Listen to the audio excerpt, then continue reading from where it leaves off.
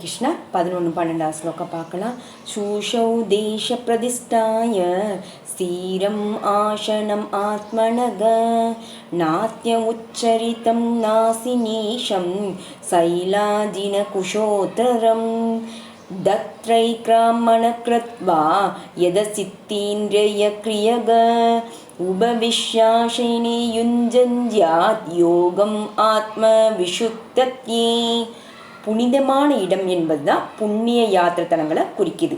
இந்தியாவில் யோகிகள் எல்லாருமே வீட்டை விட்டு வெளியேறி கங்கை, யமுனை போன்ற நதிகளை ஓடும் பிரயாகை, அதாவது மதுரை, பிருந்தாவனம், ரிஷிகேஷ், ஹரித்வார் போன்ற புனித தலங்களை அடைந்து தனிமையில் யோகத்தை பயிலுறாங்க. ஆனால் இதே போல் எல்லாருக்குமே அமையாது.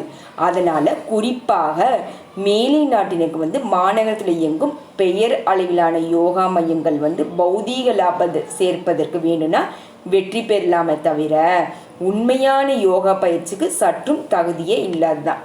தொல்லையிலிருந்து விடுபட்ட மனமும் தன்னடக்கமும் இல்லாத நபர் தியானத்தை பயிலவே முடியாது.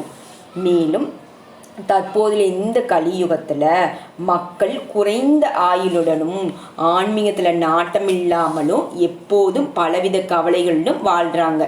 அதனால தான் பிரகண நாரதிய புராணத்தில் ஆன்மீகத்தை உணர்ந்தவங்களுக்கு ஒரே வழி இறைவனினோட திருநாமத்தை உச்சரிப்பதுன்னு சொல்லப்பட்டிருக்கு. ஹரே ராமா ஹரே ராமா ஹரேர்நாமவை கேவலம் கலௌநாத்யேவ நாஸ்தியேவ கதிர் அந்யதா. போலித்தனமும் சச்சரவும் நிறைந்த இந்த கலியுகத்தில் விடுதலைக்கான ஒரே வழி இறைவனின் திருநாமத்தை உச்சரிப்பது தான். இதை தவிர வேறு வழியும் இல்லை, வேறு வழி இல்லவே இல்லை.